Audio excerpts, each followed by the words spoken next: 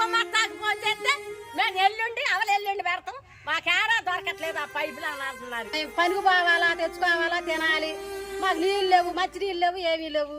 కొత్త పని చేసి వచ్చి మరి మంచి నీళ్ళు అడిగితేనే నీళ్ళు అడిగితేనేమా అది మేము ఇంటి వచ్చినట్టు చేసుకోండి లేకుంటేనేమా ఏంటి మీ ఎవడు మాట్లాడటానికి అని అయ్యే అసలు మంచి నీళ్ళు ఒక పక్కలేవు 6 రోజులు బట్టి. మరి మేమేం చేయాలి?